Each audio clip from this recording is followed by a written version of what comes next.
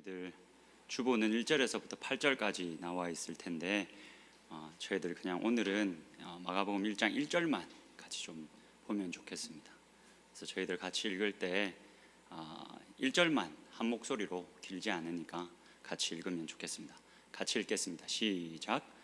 하나님의 아들 예수 그리스도의 복음의 시작이라. 아멘. 오늘 설교 제목은 느닷없는 시작입니다. 지금 우리들의 상황과 같지 않을까 싶습니다. 여러분도 느닷없이 저 목사님은 왜 저기 나와 있나 싶으실 테고 저도 마찬가지입니다. 어쩌다가 내가 여기까지 또 와 있나 싶은 생각이 듭니다. 어제 저녁에 이제 저희 아내가 묻더라고요. 내일 청년부 설교던데 어떻게 할 거냐? 잘 해야지 뭐 어떻게 하겠냐? 주보에는 이게 제가 꿀 회복과 불 심판이라고 제목을 올려놨습니다. 원래는 마가복음 1장 1절에서부터 8절까지를 다 다뤄볼까 해서 제목을 그렇게 잡고, 또 청년부 설교니까 제 안에 있는 그런 감각들을 살려서 제가 특별히 이렇게 라임을 맞춰가지고 꿀 회복과 불 심판, 이렇게 하면 우리 잘 어울리지 않을까? 오늘 기분 다들 안 좋은 일이 있으신가 보네. 그렇게 라임을 맞춰봤는데 저희 아내도 썩 좋아하지 않더라고요. 한마디 하더라고요. 되게 어색하네. 억지로 되게 맞춘다라고 얘기를 하더라고요. 그래서 그 제목은 됐고, 느닷없는 시작이라는 제목으로 같이 말씀을 나누면 좋겠다 싶습니다. 앞으로 제가 이제 여러분들과 함께 말씀을 나눌 때는 계속 마가복음을 나눌 겁니다. 지금 1장 1절부터 끝절까지 계속 마가복음만 같이 이야기할 겁니다. 그래서 사실은 그게 언제까지 할 수 있을지 하나님만 아시겠죠. 그래서 하여튼 저희들이 함께 마가복음을 나누는 동안 하나님께서 각자에게 주시는 은혜가 있었으면 좋겠습니다. 제가 마가복음을 되게 좋아합니다.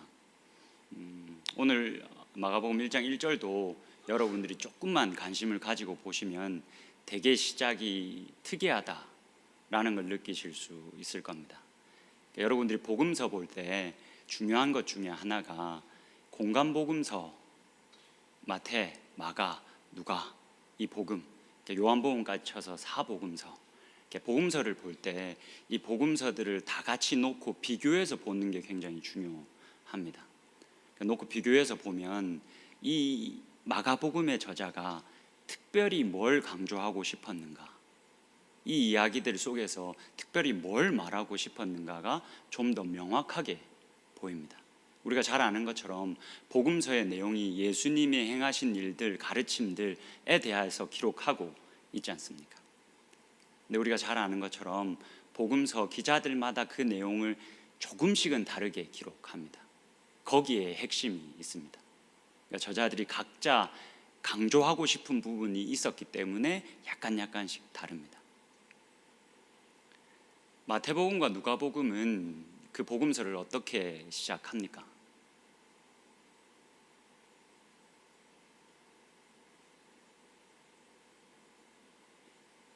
대답하지 않으면 진행하지 않을 겁니다. 족보로 시작을 하지 않습니까? 물론 이제 족보의 이 방향이 다르지만 족보로 시작합니다. 그래서 예수님이라는 중심 인물을 등장시키기 전에 이게 조금 이렇게 성경을 이렇게 표현하기에는 요거 약간 불경스러운 단어지만 이해를 위해서 밑밥을 이렇게 깔아주지 않습니까? 주인공을 등장시키기 전에 독자들에게 마음의 준비 잘 하라고 밑밥을 이렇게 잘 깔아주지 않습니까? 근데 마가복음은 그런 게 없습니다. 싹 다 치워버립니다. 그리고는 바로 대놓고 이야기합니다. 예수 그리스도가 하나님의 아들이시다. 이것이 내가 전하는 기쁜 소식이다. 내가 이 기쁜 소식을 이제부터 시작한다. 이제부터 기록한다. 라고 이야기하면서 시작합니다. 여러분 멋있지 않습니까? 다른 말 준비시키고 이런 거 없습니다. 다 치워버리고 예수 그리스도가 하나님의 아들이시다. 라고 때리고 시작합니다. 그리고는 마가복음의 이 저자는 모든 사건들을 굉장히 숨가쁘게 진행시킵니다. 우리가 잘 아는 것처럼 사복음서 중에 마가복음이 제일 짧습니다. 그래서 제가 마가복음을 좋아합니다. 이것도 웃자고 한 말인데 전혀 코드가 안 맞네요. 여러분, 이 마가복음 저자가 지금 싹 그냥 다 밀어버리고 예수가 하나님의 아들이시다 라고 선포하면서 시작합니다. 여러분들은 이 선포를 들을 때 이 문장이, 이 표현이 여러분들에게는 어떻게 들려오십니까? 아마 저와 여러분은 이렇게 받아들일 겁니다. 당연하지. 예수 그리스도가 당연히 하나님의 아들이시지. 내 아들은 아니지 않는가? 당연히 하나님의 아들이지 않는가? 너무 당연한 말 아닌가? 라고 생각이 드실 겁니다. 그런데 이 복음서를 처음 받아들고 읽었을 사람들은 이 이야기를 어떻게 들었을까요? 예수 그리스도가 하나님의 아들이시다 라는 이 느닷없는 시작을 알리는 이 선포를 처음 들었던 독자들은 이걸 어떻게 들었을까요? 정말 우리랑 똑같이 당연히 예수가 하나님의 아들이시지 라고 들었을까요? 이 부분을 저희가 한번 생각해 보면 좋겠습니다. 아마도 다르게 들었던 것 같습니다. 어떻게 들었을지 우리가 조금 추적해 보기 위해서는 두 가지 정도를 여러분들이 염두에 두셔야 합니다. 첫 번째는 일단 하나님의 아들이라는 칭호가 기본적으로 어떤 의미를 가지는가, 이것을 우리가 아는 게 중요합니다. 이것을 우리가 정리하고 나면 이 이야기를 들었을 때 첫 번째 독자들, 1차 독자들, 이 마가복음의 1차 독자들이 어떤 상황 속에서 이 이야기를 들었을까? 여러분, 어떤 상황에 처해 있느냐는 굉장히 중요한 문제입니다.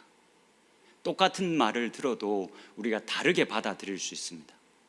조금 쉽게 설명을 해 보겠습니다. 시험을 잘 치고 왔습니다. 부모님이 이야기합니다. 잘했다. 여러분들 뭐라고 들으시겠습니까? 내가 잘했구나. 이건 너무 중고등학생용 예화다, 그죠? 이해하고 들어주십시오. 근데 시험을 망치고 돌아왔습니다. 부모님이 얘기합니다. 잘했다. 여러분 뭐라고 들리시겠습니까? 그 말이 잘한다, 잘하는 짓이다 라고 들리지 않겠습니까? 예를 들자면 그렇다는 겁니다. 상황에 따라 똑같은 말도 다르게 들립니다. 그러니까 지금 우리가 이 말을 듣는 것과 또 1차 독자들이 이 말을 들었을 때는 또 달랐을 거라는 겁니다. 그래서 이 1차 독자들은 도대체 어떤 상황 속에서 이 이야기를 들었을까 우리가 좀 추적해 보면 좋겠습니다. 먼저는 하나님의 아들은 어떤 의미를 가지고 있었을까요? 여러분, 사무엘상 7장을 보면, 사무엘하 7장을 보면 하나님이 다윗과 언약을 맺으시는 이야기가 기록되어져 있습니다. 너무나도 유명하고 사실은 이 구약 성경에서 굉장히 중요한 위치에 있는 본문입니다. 다윗이 하나님께 성전을 지어드리고 싶었습니다. 제가 나중에 다루겠지만 성전 굉장히 중요한 주제입니다. 그 성전을 다윗이 하나님께 지어드리고 싶었습니다. 근데 하나님이 이를 거부하셨습니다. 그리고는 너 이후에 올 그 왕이 성전을 지을 것이고 내가 그의 왕권을 영원하게 하겠다. 가까운 곳으로 보면 솔로몬을 지칭하는 것이고 좀 멀리 보면 오실 메시아가 담겨져 있는 말씀입니다. 그 부분을 좀 여러분 보실까요? 사무엘하 7장 13절에서 14절인데 성경책을 가지고 계시면 좀 펴보실까요? 사무엘하 7장 13절 14절 한번 보시죠. 이 말씀을 보면 기본적으로 처음 이 예수 그리스도가 하나님의 아들이시다라는 이야기를 들었을 1차 독자들, 그 그리스도인들이 어떻게 이 말씀을 들었을지를 우리가 한번 볼 수 있습니다. 사무엘하 7장 13절 14절을 보면 13절에 이렇게 기록됩니다. 그는 내 이름을 위하여 집을 건축할 것이요, 너 말고 너 다음의 왕, 그가 집을 건축할 것이요, 나는 그의 나라 왕위를 영원히 견고하게 하리라. 14절 보시면 14절이 중요합니다. 나는 그에게 아버지가 되고 그는 내게 아들이 되리니 그가 만일 죄를 범하면 내가 사람의 매와 인생의 채찍으로 징계하려니와. 지금 여기서 내가 세울 왕을 뭐라고 하나님이 말하고 있습니까? 내 아들이다 라고 이야기합니다. 시편 2편에도 보면 이런 개념이 등장을 합니다. 내 아들, 그 왕을 하나님께서 계속 나의 아들, 하나님의 아들이라고 표현하십니다. 구약 성경의 배경을 가지고 있었던 첫 번째 독자들은 아마 예수 그리스도가 하나님의 아들이시다 라는 이 느닷없는 이 선포를 들었을 때 그렇게 들었을 겁니다. 하나님의 아들뿐만이 아니라 하나님이 세우시는 왕. 그 음성도 같이 들렸을 겁니다. 자, 일단 하나님의 아들이라는 이 호칭에 하나님이 세우시는 왕이라는 뜻이 담겨져 있다. 그리고 그것이 같이 들려왔을 것이다 라는 걸 정리한 다음에, 그러면 이 선포를 들었을 때 이 독자들의 상황은 어떠했을지를 좀 저희들이 보면 좋겠습니다. 마가복음이 여러분 복음서 중에 제일 먼저 쓰여진 책인 거 알고 계시죠? 복음서 중에 제일 먼저 쓰여졌습니다. 물론 그 전에 바울 서신이 한 20년 정도 앞서서 많은 바울 서신들이 기록이 됐고, AD 한 67년에서부터 70년 그 근간에 마가복음이 쓰여졌을 것이다 라고 대부분의 학자들이 동의를 합니다. AD 80년쯤 되면 누가복음과 마태복음이 기록됩니다. 그리고 AD 90년이 넘어서야 요한복음은 기록이 됩니다. 그래서 여러분 보시면 여러분들이 그렇게까지 꼼꼼히 보실 시간이 없으시겠지만 마태와 누가복음을 열심히 추적해서 보면 마가에서 그 자료를 활용했다, 마가복음에서 그 많은 내용들을 가져왔다, 그래서 마태와 누가가 동일하게 마가복음을 자료로 사용했다라는 것을 꼼꼼히 읽다 보면 발견할 수 있습니다. 그런데 사실은 웬만한 실력 있지 않으면 발견할 수는 없죠. 아무튼 이 AD 70년쯤에 제일 먼저 복음서 이 마가복음이 기록되었습니다. AD 70년에는 굉장히 중요한 사건이 하나 있었습니다.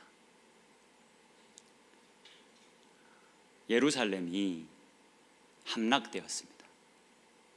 로마 군대에 의해서 예루살렘이 함락되고, 예루살렘 성전, 이 당시의 유대인들과 유대인으로서 그리스도인 된 자들을 포함해서 이 모두들에게 그나마 남아있던 희망이었던 예루살렘 성전이 불에 타서 완전히 무너졌습니다.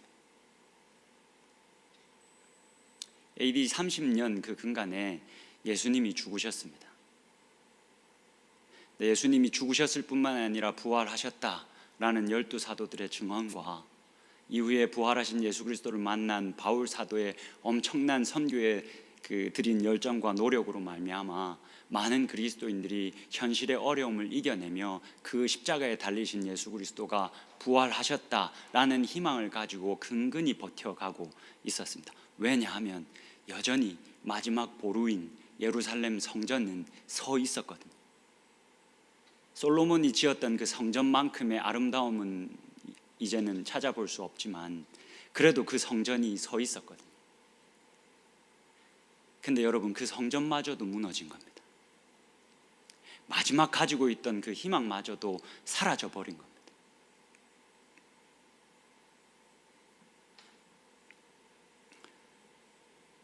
이런 상황 가운데 놓여져 있는 독자에게 지금 이 복음서를 쓰고 있는 겁니다. 그러면 이 상황 속에서, 예루살렘 성전까지도 무너진 상황 속에서 예수 그리스도가 하나님이 세우신 왕이시다, 여전히 그가 왕이시다 라는 선포를 들었으면 이들의 마음이 어떻겠습니까? 어떠했겠습니까? 아멘입니다, 정말 그렇습니다 라고 할 수 있었겠습니까? 저 같았으면 그렇게 못할 것 같습니다. 눈에 보이는 마지막 희망마저도 사라져 버렸으니까. 근데 이들을 괴롭힌 건 이것만이 아니었습니다. 이제 성전까지 무너졌지 않습니까? 그래서 이들이 붙잡고 살아가던 그 성경, 우리들은 이 성경을 이제 구약 성경이라고 부르죠. 이 구약 성경을 향한 하나님의 말씀을 향한 신뢰마저 흔들어 버렸습니다. 여러분 다니엘서 7장을 한번 보시면, 한번 펴 보실까요? 다니엘서 7장 17절과 22절을 보시면 이제 이 부분이 여러분들 잘 알고 계시겠지만 그 네 짐승에 대한 환상입니다. 그러니까 다니엘은 확실히 그 당시에는 다 알고 예언한 건 아니겠죠. 근데 이 네 짐승, 마지막으로 오는 네 번째 짐승이 다른 짐승들을 다 무너뜨리고 이 성도들을 괴롭히는 그 환상에 대해서 기록하고 있는 겁니다. 그 네 번째 짐승은 로마라는 것을 우리는 알고 있죠. 다니엘은 그때 몰랐겠지만 그 부분인데, 이 부분 속에서 이 말씀을 들으면서 자랐을 유대인들과 유대인으로서 그리스도인 된 자들이 어떤 소망을 가지고 있었을 것이며, 그리고 그 마지막 소망마저도 무너진 그 상황 속에서 이들의 기분이 어떠했을지를 한번 여러분들이 생각해 보시면서 말씀을 보시면 좋겠습니다. 다니엘서 7장 17절부터 22절까지 제가 읽어 드릴 테니까 눈으로만 잘 여러분들 한번 따라와 보십시오. 17절입니다. 그 내 큰 짐승은 세상에 일어날 내 왕이라. 지극히 높으신 이의 성도들이 나라를 얻으리니 그 누림이 영원하고 영원하고 영원하리라. 와, 그 누림이 영원하단다. 그 누림이 영원할 것이단다. 이 말씀이 빨리 성취되어야 할 텐데, 이 말씀만 성취된다면 우리의 누림이 영원할 것이다 라는 기대를 가지게끔 하는 본문이지 않겠습니까? 계속 한번 보실까요? 19절. 이에 내가 넷째 짐승에 관하여 확실히 알고자 하였으니 곧 그것은 모든 짐승과 달라서 심히 무섭더라.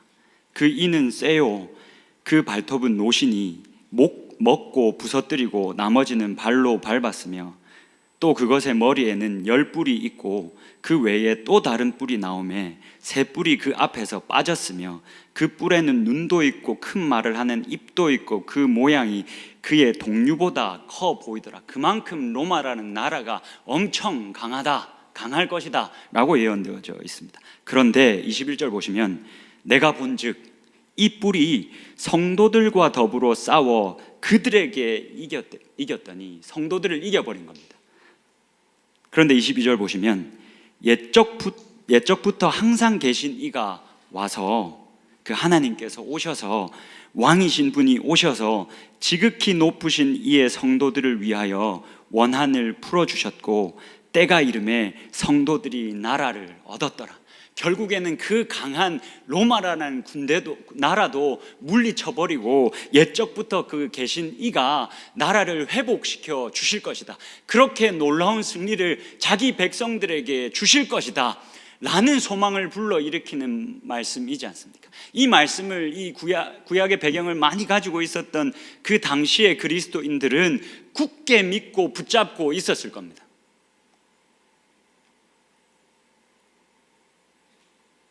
근데 예루살렘 성전마저도 무너져 버렸다고요.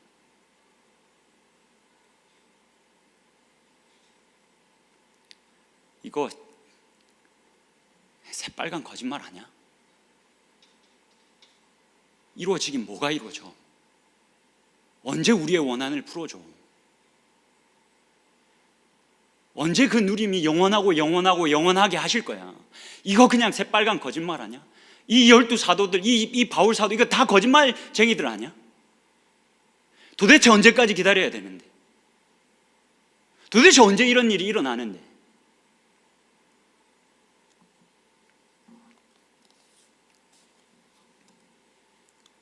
그런 마음을 여러분들 가지지 않았겠습니까? 그런 마음을 가지고 있었으면 이 그리스도인들이 어떻겠습니까? 평안을 누리며 살아가고 있겠습니까? 안 그래도 로마 압제 때문에 너무 힘들어 죽겠는데 흔들리는 겁니다. 그냥 포기해야 되겠다. 이거 그냥 거짓말 같다. 그만해야 되겠다. 다른 사람들의 이 노름에 놀아나지 말아야 되겠다 라는 생각하지 않겠습니까? 그래서 마가복음의 저자는 이 구약 성경에 기록되어져 있는 이스라엘의 이야기가 예수 그리스도 안에서 도대체 어떻게 성취되었는지를 밝혀주고 해석해 주기 위해서 펜을 든 겁니다. 여러분 이거 중요합니다. 다시 한 번 더 말씀드릴게요. 구약 성경에 기록되어져 있는 이스라엘의 이야기가 도대체 어떤 방법으로 예수 그리스도 안에서 성취되어지는지를 밝히기 위해서 펜을 들어서 쓴 복음서가 마가복음입니다. 여러분 이 마가복음의 기록 목적을 조금만 더 우리가 깊이 생각해 보기 위해서 오늘 본문 2장 초반부를 조금만 보겠습니다. 오늘 본문의 1장 2절 부분 한 번만 띄워 주시겠습니까? 2절 한 번만 여러분들 읽어 주시겠습니까? 2절 같이 한 번만 읽겠습니다. 시작.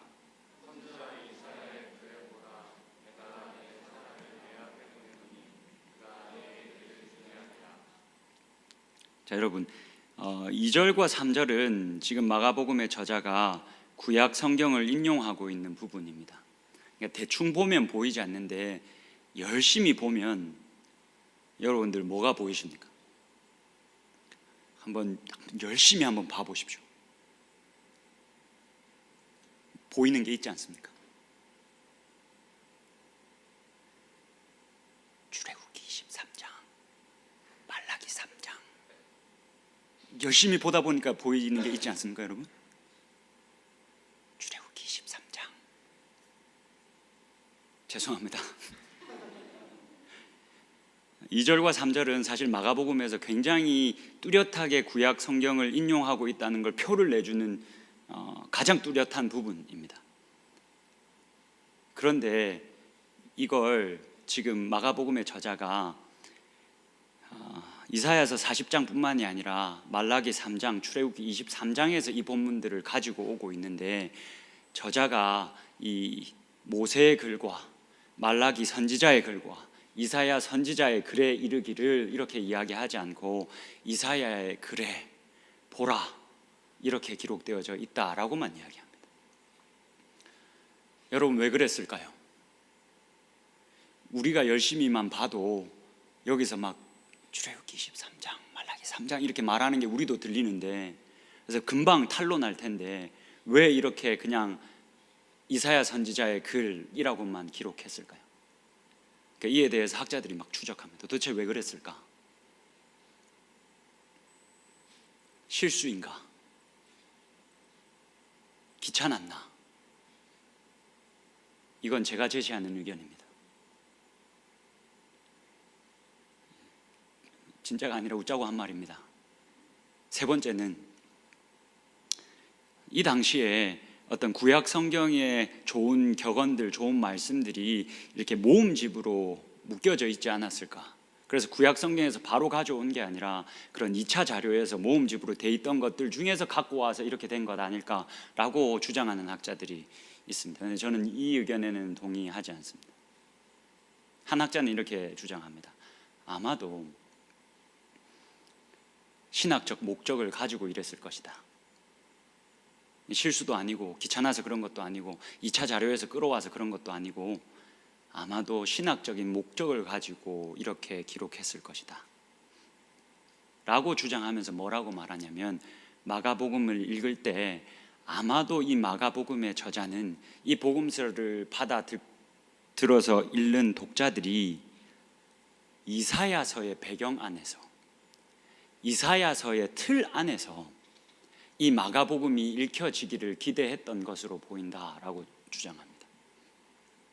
여러분 이게 무슨 말이냐면 이사야서를 보면 어떤 기대와 예언들로 가득하냐면 당시는 이스라엘 백성들이 포로로 끌려가 있던 시대입니다. 그 포로의 시간들이 끝나기를 소망하면서 어떤 기대와 예언들을 쏟아내냐면 하나님께서 야훼의 그 하나님께서 시온으로 또는 예루살렘으로 또는 예루살렘 성전으로 돌아오실 것이다. 우리가 지금 이곳을 다 떠나 있지만 야훼 하나님께서 먼저 그곳으로 돌아가실 것이다. 그곳으로 돌아가셔서 자신의 백성들을 이 학대와 어려움과 압제 중에 있는 백성들을 거기서부터 구원해낼 것이다 라는 기대와 예언들로 가득합니다. 여러분들 이거 아마 많이 들어보셨을 텐데 시간이 많이 갔으니까 그냥 찾지 마시고 제가 읽어드릴 테니까 들어보십시오. 이 기대 여러분들 아마 잘 아는 익히 들었을 본문일 겁니다. 이사야서 2장입니다. 2절에서 3절입니다. 말이래 여호와의 전에 산이 모든 산 꼭대기에 굳게 설 것이다. 모든 작은 산 위에 뛰어나리니, 이게 지금 이 산이 시온산 혹은 예루살렘 성전을 의미하고 있는 겁니다. 만방이 그리로 모여들 것이라. 우리가 그렇게 다시 돌아갈 것이다. 3절, 많은 백성이 가며 이르기를 오라 우리가 여호와의 산에 오르며 야곱의 하나님의 전에 이르자. 그가 그의 길을 우리에게 가르치실 것이라. 우리가 그 길로 행하리라 하리니 이는 율법이 시온에서부터 나올 것이요 여호와의 말씀이 예루살렘에서부터 나올 것이다.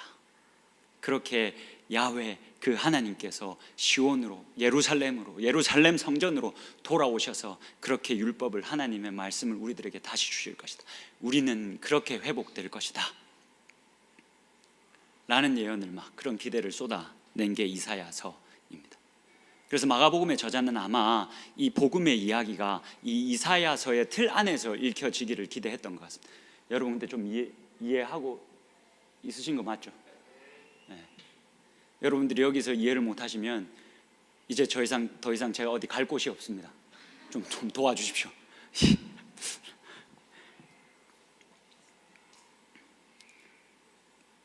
그런 기대 속에서 아마 읽혀지기를 원했던 것 같습니다. 그게 마가복음의 전체 구조를 보면 잘 나타납니다. 이 마가복음 1장에서부터 8장까지는, 정확히 이제 8장 후반부까지는 갈릴리에서 사역하시는 예수님 이야기를 저자가 그립니다. 8장 후반부에서부터 10장까지는 예루살렘으로 향하시는, 시온으로 향하시는, 예루살렘 성전으로 향하시는 예수님의 이야기를 그립니다. 11장에서부터 16장까지는 예루살렘 성전으로 들어가신 예수님 이야기로 그립니다. 여러분, 다른 복음서 보면 예수님이 보통 몇 번 정도 예루살렘으로 가셨다라고 기록하고 있습니까? 3번입니다. 적어도 3번은 왔다 갔다 하셨을 것이다 라고 봅니다. 근데 마가복음은 접어버립니다. 자신의 신학적 목적을 가지고 예수님이 이 예루살렘으로, 시온 산으로, 그 예루살렘 성전으로 가시는 이야기를 멋지게, 급하게, 빠르게 그려버립니다.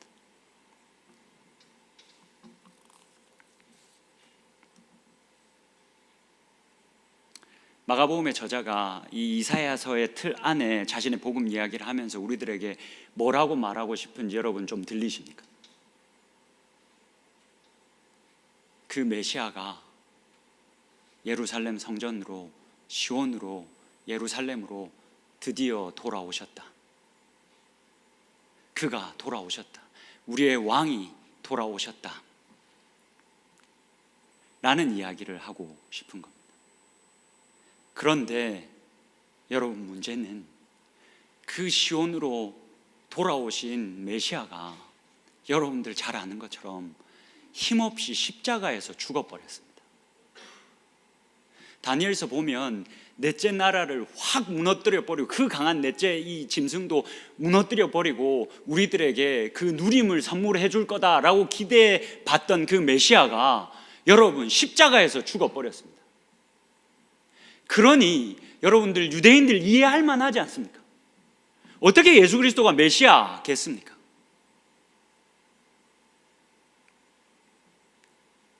문제는 그렇게 기대받던 메시아 예수 그리스도가 돌아오긴 돌아왔는데 돌아와서 십자가에 달려 죽은 겁니다. 이것 때문에 유대인들이 도저히 기독교로 귀의할 수가 없는 겁니다. 심지어 유대인으로서 그리스도인 된 자들도, 이방인으로서 그리스도인 된 자들도 이게 정말 이해하기 어려웠을 겁니다. 도대체 왜 이렇게 어렵게 시온으로 돌아와서는 왜 죽냐고. 이게 정말 이해하기 어려웠을 겁니다. 그런 고민이, 상황이 어려우니까 더 들지 않겠습니까? 이거 그냥 새빨간 거짓말 아닌가? 이 예수도 이거 그냥 사기꾼 아닌가? 라는 생각이 분명히 들지 않았겠습니까? 그러면 이런 고민 속에 있는 이 그리스도인들, 이들 이 상황을 타개하려면 이 복음서 저자가 어떻게 해야 되겠습니까? 여러분들이면 이 상황을 타개하기 위해서 뭘 강조하겠습니까?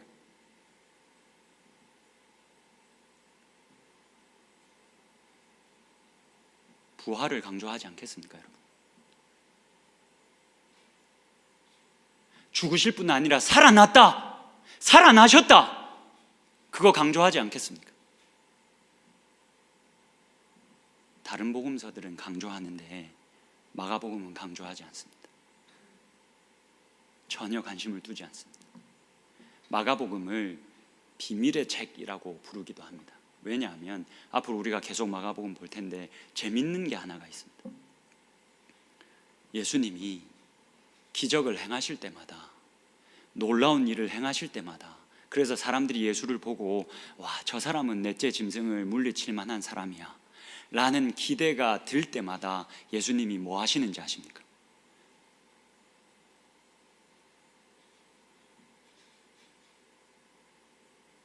말하지 마. 나의 정체성을 밝히지 마. 누구에게도 말하지 마.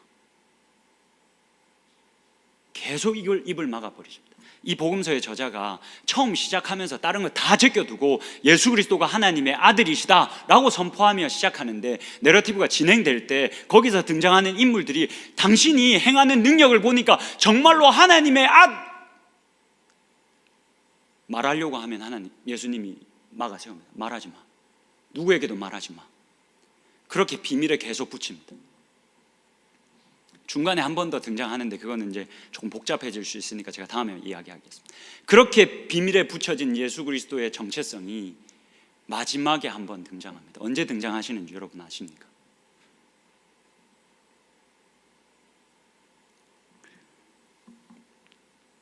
예수 그리스도가 십자가에 달리셨을 때 로마 백부장이 이렇게 이야기합니다. 마가복음 15장 39절입니다. 예수를 향하여 섰던 백부장이 그렇게 힘없이 숨지심을 보고 이르되 이 사람은 진실로 하나님의 아들이었도다. 마가복음의 저자가 그때만 딱 허락합니다. 뭐라고 말하는 겁니까?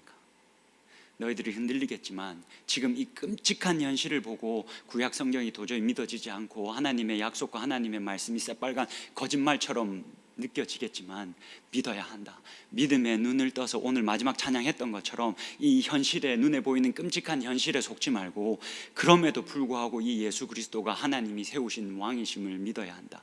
하나님께서 허락하시는 그 영원한 나라라고 하는 그 하나님의 나라가 예수가 십자가를 지심으로 시작되었다.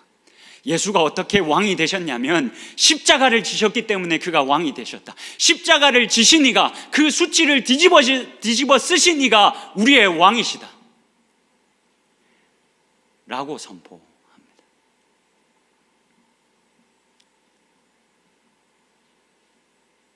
모든 기대와 소망이 다 사라져버리고 끔찍한 현실만 남아있으면 우리가 그렇게 생각이 될 때가 있습니다.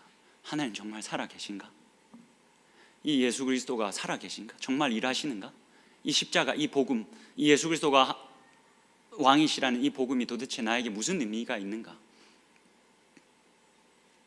그런 우리들에게 마가복음의 저자는 머리 써서 다른 말 하지 않고 정면 돌파합니다. 그가 힘없어 보이고 무능력해 보이는 그가 우리의 왕이시고 그가 영원한 하나님의 나라를 시작했다라고 선포합니다. 앞으로 우리가 함께 마가복음의 말씀을 계속 나누면서 십자가에서 죽으신 예수가 어떻게 우리의 왕이 되시는지, 그렇게 하나님 나라로 초청받은 우리는 그러면 어떻게 살아야 하는지를 우리가 확인하는 시간이 되면 좋겠습니다.